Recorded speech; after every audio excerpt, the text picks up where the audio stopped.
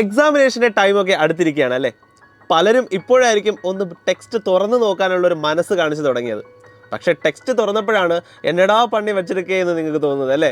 എവിടുന്ന് തുടങ്ങണം, എവിടുന്ന് സ്റ്റാർട്ട് ചെയ്താലാണ് പഠിച്ച് തീരുക, ഒരു പിടുത്തവും ഇല്ല. സോ അങ്ങനെ ഇരിക്കുന്ന അവസ്ഥയിലാണോ നിങ്ങൾ? അങ്ങനെയെങ്കിൽ നിങ്ങളെ സഹായിക്കാനാണ് ഞാൻ എത്തിയിരിക്കുന്നത്. എവിടുന്ന് തുടങ്ങണം, ഏത് ചാപ്റ്ററിൽ നിന്നാണ് ഏറ്റവും കൂടുതൽ വെയിറ്റേജിന് ക്വസ്റ്റ്യൻസ് ചോദിക്കുക, ഏത് ചാപ്റ്റേഴ്സൊക്കെ പഠിച്ചാൽ നമുക്ക് പെട്ടെന്ന് മാർക്ക് സ്കോർ ചെയ്യാം. സോ ഇതായിരിക്കുമല്ലോ നമ്മുടെ ഷോർട്ട് കട്ട് മെത്തേഡ്സ്. സോ ഇതറിയാൻ വേണ്ടിയിട്ടാണ് നമ്മൾ ഈ വീഡിയോ ചെയ്യുന്നത്. അപ്പോൾ നമ്മൾ ബോട്ടണിയിൽ നിന്ന് നമുക്ക് ആദ്യം തുടങ്ങാം. ബോട്ടണിയിൽ ഏറ്റവും കൂടുതൽ മാർക്കിന് ചോദിക്കുന്നത് ഫോട്ടോസിന്തസിസും റെസ്പിറേഷനും തന്നെയാണ്. ഏകദേശം 6 മാർക്ക്, അതായത് 6 6 12 മാർക്കിനുള്ള ക്വസ്റ്റ്യൻസ് ഈ ഒരു 2 ചാപ്റ്ററിൽ നിന്ന് ചോദിക്കും. പിന്നെ വെയിറ്റേജ് കൂടിയ ചാപ്റ്റർ എന്ന് പറയുന്നത് മോർഫോളജി, ഏകദേശം 5 മാർക്കിന് വരെ ക്വസ്റ്റ്യൻസ് അതിൽ നിന്ന് ചോദിക്കും. പിന്നെ നമുക്കറിയാം സെൽ സൈക്കിൾ ആയാലും cell the unit of life ആയാലും അതുപോലെ തന്നെ പ്ലാൻ ഗ്രോത്ത് ആൻഡ് ഡെവലപ്പ്, ഇതെല്ലാം 3-4 മാർക്സ് വെയിറ്റേജ് വരുന്ന ചാപ്റ്റേഴ്സാണ്. ഏറ്റവും കുറവ് വെയിറ്റേജ് വരുന്നത് പ്ലാൻ കിങ്ഡത്തിനും അതുപോലെ തന്നെ ബയോളജിക്കൽ ക്ലാസിഫിക്കേഷനുമാണ്, ഒരു 3 മാർക്സ് അപ് ടു 4 മാർക്സ് വരെ. സോ ഇതാണ് ഒരു വെയിറ്റേജ്. അപ്പോൾ നിങ്ങൾ ഏറ്റവും ഇമ്പോർട്ടൻസ് ആദ്യം കൊടുക്കേണ്ടത് ഫോട്ടോസിന്തസിസും റെസ്പിറേഷൻ, ആ 2 ചാപ്റ്റേഴ്സ് അടിപൊളിയായിട്ട് ആദ്യം പഠിച്ചു തീർക്കുക. കൂടെ മോർഫോളജി, ഇത്രയും പഠിക്കുമ്പോൾ തന്നെ നമുക്കത് ഏകദേശം ഒരു 16-17 മാർക്ക് സ്കോറായി.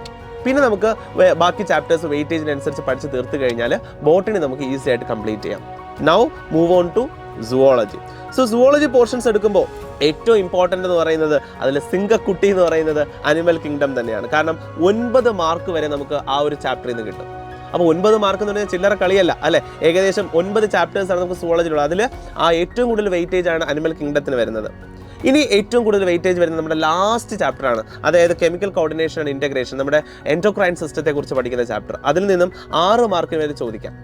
അത് കഴിഞ്ഞ് വരുന്ന ഹ്യൂമൻ ഫിസിയോളജിയിലെ ഇമ്പോർട്ടൻറ്റ് ചാപ്റ്റർ എന്ന് പറയുന്നത് ഓഫ് കോഴ്സ് നമ്മുടെ ബോഡി ഫ്ലൂയിഡ്സ് ആൻഡ് സർക്കുലേഷൻ, അതുപോലെ ബയോമോളിക്യൂൾസ്, ഇതൊക്കെ 5 മാർക്കിന് വരെ വെയിറ്റേജ് ഉള്ളതാണ്. Breathing and exchange of gases ഒരു 3 മാർക്സ് വരെ ചോദിക്കാം. എക്സ്ക്രീറ്ററി പ്രോഡക്ട്സ് അതിൽ നിന്നും ഒരു 3 മാർക്സ്, അതുപോലെ നമ്മുടെ ലോക്കോമോഷൻ, അതുപോലെ ന്യൂറൽ കൺട്രോൾ, ഇതൊക്കെ 3 to 4 or 5 മാർക്സ് വരെ മാക്സിമം ചോദിക്കുന്ന ചാപ്റ്റേഴ്സാണ്. ഇനി ലിവിങ് വേൾഡ് ഉള്ളതിൽ ഏറ്റവും വെയിറ്റേജ് കുറഞ്ഞ ചാപ്റ്ററാണ്. 1 മാർക്ക് അല്ലെങ്കിൽ 2 മാർക്ക് മാക്സിമം അത്രേ ചോദിക്കത്തുള്ളൂ. അപ്പോൾ അതൊക്കെ നിങ്ങൾ ഏറ്റവും അവസാനം പഠിച്ചാലും കുഴപ്പമില്ല. ബാക്കി പക്ഷേ അനിമൽ കിങ്ഡം ഒരിക്കലും നിങ്ങൾ മാറ്റി വെക്കരുത്. വളരെ ഇമ്പോർട്ടൻ്റ് ആയ ചാപ്റ്റേഴ്സാണ് ഹ്യൂമൻ ഫിസിയോളജി. ഹ്യൂമൻ ഫിസിയോളജിയിലുള്ള ആ 5-6 ചാപ്റ്റേഴ്സ് അത് നന്നായിട്ട് പഠിച്ചാൽ തന്നെ നിങ്ങൾക്ക് വളരെ അധികം മാർക്ക് സ്കോർ ചെയ്യാം, ഈസി ആയിട്ട് സ്കോർ ചെയ്യാം. അപ്പോൾ അനിമൽ കിങ്ഡം ഒപ്പം ഹ്യൂമൻ ഫിസിയോളജി സെറ്റായിട്ട് പഠിക്കും മക്കളെ. അത് കഴിഞ്ഞിട്ട് നിങ്ങൾക്ക് ബയോമോളിക്യൂൾസും ലിവിങ് വേൾഡും പഠിച്ചാലും മതിയാകും. അപ്പോൾ നല്ല രീതിയിൽ നിങ്ങളുടെ പ്രിപ്പറേഷൻ മുന്നോട്ട് പോകട്ടെ. ഇനി നിങ്ങൾ ബ്ലിങ്കസ് ചെയ്തിരിക്കേണ്ട, നല്ല രീതിയിൽ തന്നെ പ്രിപ്പറേഷൻസ് ഇപ്പോഴേ സ്റ്റാർട്ട് ചെയ്യുക.